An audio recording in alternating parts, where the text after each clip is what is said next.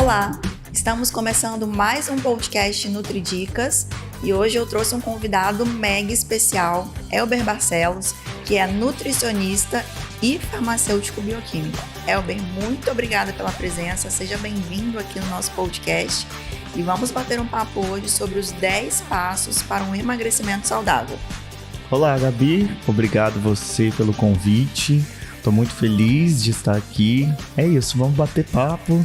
Elber, você, na sua prática, consultório, atendimento online, seu público maior, homem ou mulheres? Mulheres, sem dúvida, 90% é público feminino. E nas suas estratégias, o que você costuma trazer de recomendação para essas mulheres? Em primeiro, verificar o hábito, né? Eu sou um nutricionista e farmacêutico que me preocupo muito mais com o hábito da pessoa do que efetivamente o emagrecimento. Porque, na verdade, emagrecimento, hipertrofia e tudo aquilo que você almeja alcançar é consequência de uma mudança de hábito, né? Então, eu poderia dar várias recomendações, né? Só que cada caso é um caso. E, geralmente, as pacientes, elas costumam ficar até assustadas do tipo assim, eu costumo atender assim, o que você come? Então, vamos ajustar dentro daquilo que você come. E aí eu vou montando junto com a paciente e vamos ajustar dentro daquilo que come. Indo para o nosso foco de hoje, então, os 10 passos para a gente conseguir emagrecer de forma saudável. E muito além de emagrecer, Elber, eu acho que é a manutenção, a sustentabilidade do resultado. E aí, o que você me diz, como farmacêutico, a utilização indiscriminada de remédios para emagrecimento e, enquanto nutricionista, prática de dietas não calculadas, não específicas, para emagrecimento. Hoje está muito na moda esses medicamentos aí para emagrecer, essas agulhinhas, essas injeções, né? Eu sempre digo assim, vai com calma, vai com cautela, não existe nada milagroso, porque tudo gera um efeito colateral. Dependendo da farmácia, você consegue comprar medicamentos sem receita, né? Isso é uma realidade, não tem como negar isso. Então, o uso indiscriminado de medicamentos, o uso irracional de medicamentos que a gente chama, principalmente no que diz respeito ao processo de emagrecimento, e eu acabo estendendo a todo o resto. Precisa de um acompanhamento farmacêutico, de farmacoterapia, do médico, do nutricionista, daquela rede de profissionais, efetivamente. Uma vez eu fiz um trabalho com uma aluna, que eu também sou professor, né? Uma vez eu fiz um trabalho com uma aluna onde a gente fez avaliação de nutrientes presentes nas dietas da moda. Nós pegamos umas 20 dietas da moda e nós fizemos avaliação nutricional mesmo dos nutrientes, ali daquelas dietas. Todas as dietas faltava alguma coisa dessas dietas da moda. Dieta da sopa, enfim. Eu sei que nós pegamos 20 doenças e a gente fez um quadro muito ilustrativo e esse quadro ele demonstrava o vermelhinho quando carenciava aquele nutriente, ela estava deficiente naquela dieta, e o verdinho, e você só via coisa vermelha, sabe? Faltando macro e micronutrientes. Então, a gente precisa ter cautela ao seguir essas dietas da moda, porque a gente pode levar esse paciente a um estado de desnutrição. Isso, exatamente. Deficiência nutricional. E a gente vê deficiência de vitamina D, ferro, né, relacionada à anemia, cálcio, osteoporose, osteopenia. Então, é sério essa coisa, né, de fazer dieta. No mercado da nutrição, a gente vê muito o alimento como algo sem tanta importância, né? É só comer. Mas, na verdade, não é essa. A gente trabalha a recuperação de doença, a recuperação de vida, né, com a forma com a qual a gente se alimenta. Então, a gente precisa levar a alimentação também com mais seriedade, né? Eu tenho sim que prestar atenção no alimento, eu tenho sim que ter essa cautela. Existe um componente químico ali e ele vai ter sim uma certa atuação dentro do meu organismo. Eu tenho que estar presente nisso, seja ele proteína, carboidrato, lipídio ou os minerais, né, sódio, potássio, né, magnésio e as vitaminas, vitamina A, D, E, K, enfim, e as outras vitaminas aí, né? Não adianta fazer dieta restritiva também e querer ir na farmácia comprar suplementos alimentares. Não adianta. Não é o caminho certo. Por isso que tem o nutricionista, porque a gente vai conseguir trabalhar com uma alimentação equilibrada e mesmo assim a pessoa vai conseguir ter o resultado que ela almeja. E se necessário suplementar, o nome já disse, né? O nome já diz, é suplemento alimentar. Primeiro vamos olhar para a sua composição dietética, como que tá a sua dieta? Aí, se necessário, o nutricionista vai avaliar se há necessidade da suplementação. Um dos pontos da nossa lista, top 10 aí, para auxiliar no emagrecimento saudável. Então, já matamos uma. Segundo ponto, comer mais frutas. O nosso guia alimentar para a população brasileira, ele traz a recomendação de 3 a 5 porções de fruta por dia. E no consultório eu percebo pacientes com medo de comer fruta. Manga engorda, jaca engorda, caqui é extremamente calórico, rico em carboidrato. E não é bem assim, né? Não é, porque na verdade as frutas, né, elas fornecem para nós fibras, vitaminas e minerais. E as frutas, são elas que dão esses nutrientes, esses micronutrientes que a gente chama, né, para nós. Outro ponto importante que a gente listou, a questão do sono para o emagrecimento. Então, dormir bem também emagrece. Fazer higiene do sono é essencial. Olha para o seu sono e verifica se você está dormindo direito, se você está numa higiene do sono bom mesmo, dormindo aí de 7 a 8 horas por dia, por noite. Então, o sono ele faz parte do processo. Eu preciso do sono para que eu consiga que esse processo esteja em perfeito equilíbrio, né? Outro ponto que queira ou não, a gente também já comentou, não fazer dietas da moda, dietas restritivas por conta própria.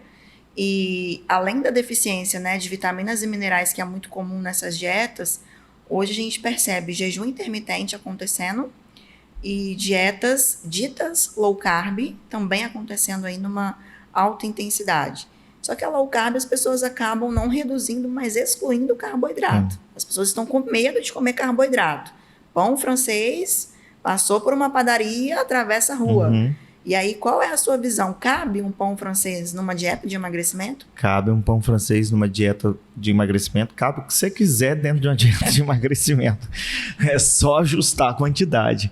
Na verdade, é isso. Eu acho que as pessoas confundem low carb com no carb, né? As pessoas não entendem que a minha refeição ela é 40% carboidrato. Se eu sair de 40% de carboidrato e ir para 35% de carboidrato, isso já é uma low carb. Não precisa ter medo de comer carboidrato. Não precisa ter medo. E também não estamos falando que dietas low carb e jejum sejam ruins. Isso, né? A gente está falando de dietas que não são calculadas, que às vezes a gente pega numa revista, a gente pega numa internet, né? Então, tendo a orientação do nutricionista, a gente pode trabalhar com essas modalidades, até mesmo para que a gente evite, por exemplo, o efeito platô.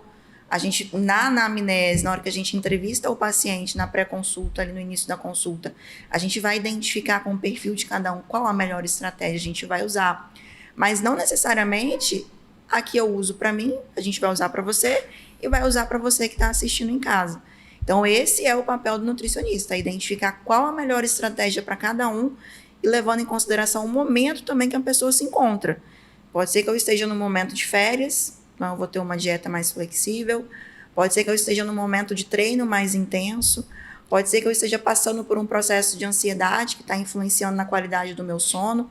Então, as fases da vida também eles vão norteando qual estratégia alimentar que a gente vai utilizar naquele momento. Outro ponto importante é que as pessoas às vezes chegam no consultório, elas normalmente já começaram uma dieta por conta própria. E aí elas relatam intestino preso, constipação intestinal. Às vezes elas nem emagrecem tanto, mas nutri. Comecei uma dietinha aqui por conta própria e meu intestino prendeu 2, 3, até 4 dias sem ir ao banheiro evacuar. E aí é importante a gente reforçar o consumo de fibras na dieta.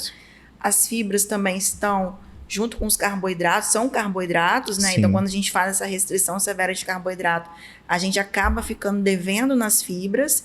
E as fibras, elas ajudam no controle não só do intestino, no controle da glicose, no controle do colesterol, no controle da saciedade. Ela vai atuar exatamente isso. Então, de controle de glicose é importante para o paciente diabético crônico, por exemplo, né? O paciente diabético tipo 2, tipo 1, você precisa manter os níveis de glicemia. As fibras, elas acabam pensando nisso. Além da sua saúde intestinal, né? Porque o processo de constipação a longo prazo pode trazer um problema muito maior para o seu intestino, né? E aí nós falamos das todas as síndromes, né? Até um câncer de colo retal, por exemplo. Então é importante de controle realmente disso. Eu sinto muita fome, mas a sua dieta... Porque a fibra, ela tem esse potencial, né? De gerar esse controle de saciedade aí. Fibras estão nas frutas, verduras, legumes, vegetais. Isso. E aí fruta de 3 a 5 porções ao dia. Verduras e legumes, a gente colocar 2 vezes ali, almoço pelo e jantar. menos nas grandes refeições, almoço e janta. E se eu não janto, Elber? Só janta a gente vai conseguir inserir outras fibras, né? Ali, outras fontes alimentares que possuem fibras, né? Uma aveiazinha, um farelo de aveia. Fazer uma panquequinha de aveia. Eu gosto muito. Uma crepioca fake, substituindo às vezes a tapioca pela aveia. Pela aveia, eu faço muito isso, por exemplo. Fazer um sanduíche natural? Um pão integral, né? Que tem ali a fibrazinha no pão integral. Colocar um alface, um tomate, uma rúcula. Acho que todo mundo tinha que entender um pouco de alimentação para que pudesse entender o quanto a alimentação ela é importante em todos os processos do indivíduo. E eu acho que esse é o nosso maior desafio, sabe, Gabi? Fazer com que as pessoas entendam que a alimentação ela é a porta de entrada para muitos processos no meu organismo. Eu sou muito favorável à educação nutricional nas escolas, mas a educação nutricional de verdade nas escolas, para que as pessoas criem consciência. Hoje eu vejo pessoas falando assim, eu tenho amigos que falam assim, eu não tomo refrigerante. Mas por que você não toma refrigerante? Eu não gosto, nunca senti vontade, mas por causa do contexto familiar, né? E o nutricionista, ele tem que olhar esse contexto familiar, né? Porque se eu for levar para o meu lado, por exemplo, refrigerante, eu acho que grande parte das famílias no Brasil, refrigerante era uma recompensa. Final de semana, domingo, almoço de família na festa. Assim como é a bebida alcoólica, né? Uhum. Final de semana é uma recompensa. Eu trabalhei. Não precisa ser uma recompensa. Você pode introduzir, sim, mas você tem que ter ciência de que não dá para você beber todos os dias o refrigerante, né? Não dá para você beber álcool todos os dias. Então você precisa dessa consciência aí, né? Elber, e pra gente fechar nosso bate-papo de hoje... Já? Passa rápido, né? Ainda mais quando a gente fala do que a gente gosta. É verdade. Qual a mensagem final que você deixa aí pros nossos ouvintes sobre o processo de emagrecimento? Posso deixar muitas coisas, mas eu acho que primeiro, procure um nutricionista. Não sigam dietas da moda, não fiquem ligados nessa história de dietas da moda. A hora que eu entendi que eu não precisava fazer dietas restritivas para ter uma vida saudável. Eu conseguia comer meu pão, que eu gosto de pão.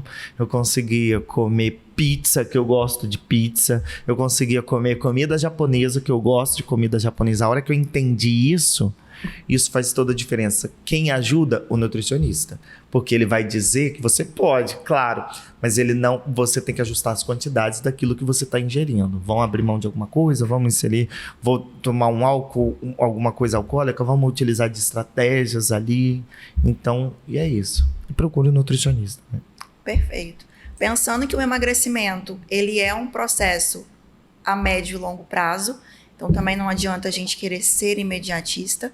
Às vezes essa ansiedade pode gerar uma frustração e a gente acabar entrando nesse ciclo vicioso de começa, desiste. Aí gera o efeito sanfona, emagrece, engorda, emagrece, engorda. Trabalhe a ansiedade, por isso que às vezes é importante a gente associar também um psicólogo nessa equipe, educador físico, nutricionista.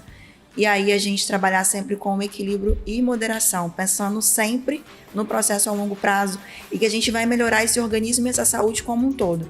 Mais disposição, mais energia, maior imunidade, maior resistência a doenças infectocontagiosas, controle de diabetes, hipertensão, prevenção de câncer, Alzheimer, Parkinson, melhora do funcionamento do intestino, melhora do sono. E o emagrecimento ele vem como consequência aí de todo esse arranjo que a gente consegue fazer nesse organismo e nessa mudança de comportamento. Muito obrigada pela presença no nosso bate-papo de hoje, adorei.